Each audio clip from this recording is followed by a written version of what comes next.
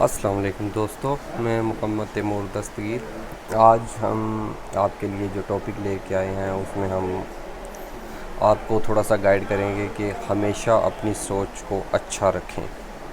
اور اس سے پہلے تھوڑی سی میں بات کرنا چاہوں گا کرونا وائرس پہ، جو اس وقت ساری دنیا میں مسئلہ بنا ہوا ہے۔ جیسا کہ آپ کو معلوم ہے کہ پاکستان میں بھی کرونا وائرس کا مسئلہ بنا ہوا ہے، تو اس وجہ سے میں نے کل سے فیس بک پہ کچھ پوسٹیں دیکھی تھیں جن میں کچھ دوستوں نے بہت ہی علم والے، عقل والے، بہت سینئر جو دوست تھے ان کی پوسٹوں میں نے یہ چیزیں دیکھی ہیں جو مجھے بہت بری لگیں کہ ہم مسلکی بنیادوں پہ اس طرح بٹے ہوئے ہیں کہ ہم کسی بھی چیز کو جو ہے نا وہ مذاق بنا لیتے ہیں اور آپس میں مسلکی چیزوں پہ جھگڑنا شروع کر دیتے ہیں۔ ان میں سب سے یہ جو بڑی بات میں نے دیکھی تھی کہ ایک دوست تھے، انہوں نے پوسٹ لگائی ہوئی تھی کہ اب بولو نا عبداللہ شاہ غازی کو کہ کراچی میں کرونا وائرس کو روکے۔ اس میں انہوں نے لکھا تھا اب بولو نا داتا صاحب کو کہ لاہور میں کرونا وائرس کو روکیں۔ تو خدا کے بندو، انہی میں کومنٹس میں کچھ لوگوں نے لکھا تھا جی کہ اب بولو نا خدا کو کہ اللہ کو کہ کعبہ میں کرونا وائرس کو روکو۔ خدا کے بندو، یہ خدا کی طرف سے کوئی بھی جب مصیبت سمجھو، عذاب سمجھو، جو کچھ بھی ہے یہ تو خدا کی طرف سے ہے نا۔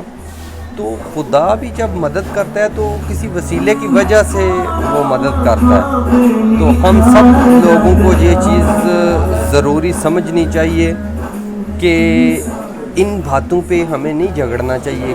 کتنی دیر تک ہم ان باتوں پہ جھگڑتے رہیں گے اور کتنی دیر تک ہم یہ چیزیں فیس کرتے رہیں۔ ہم بڑے ہو گئے ہیں، بچپن سے یہی چیزیں سنتے آ رہے ہیں، یہ دیوبندی ہے، یہ وہابی ہے، یہ سنی ہے، یہ ہے، یہ وہ ہے۔ جو جس بات پہ لگا ہوا ہے وہ اپنی بات کو ٹھیک کہتا ہے۔ اگر کوئی سنی ہے تو اس نے اپنی مرضی کی احادیث رکھی ہوئی ہیں، اگر کوئی وہابی ہے تو اس نے اپنی مرضی کی احادیث رکھی ہوئی ہیں۔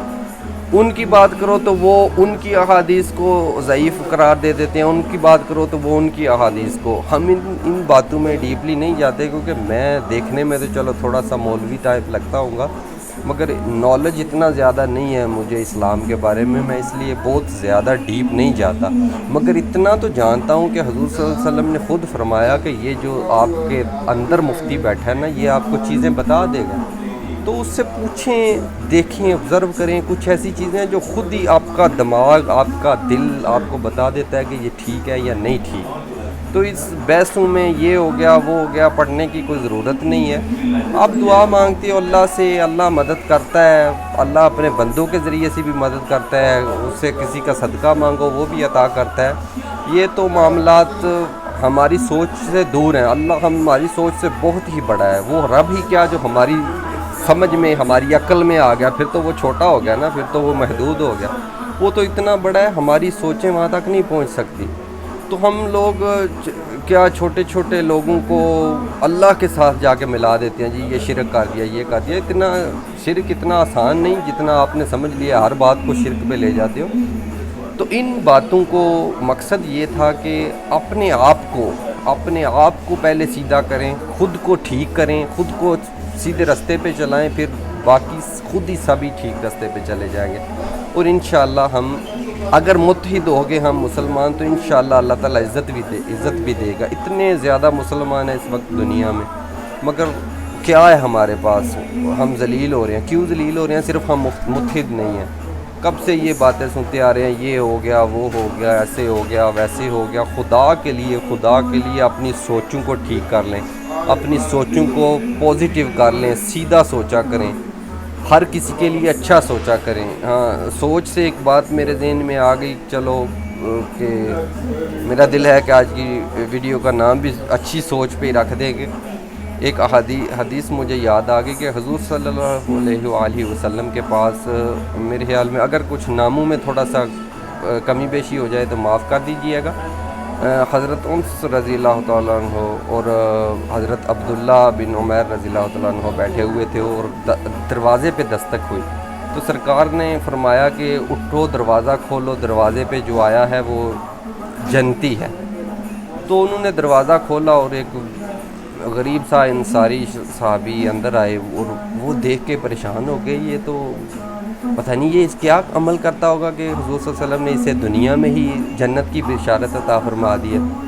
پر وہ تازہ وضو کیا ہوا تھا انہوں نے، اور یہ بغل میں انہوں نے اپنے چمڑے کا جوتا لیا ہوا تھا اور آرام سے بیٹھے آ کے حضور سے کچھ باتیں کی۔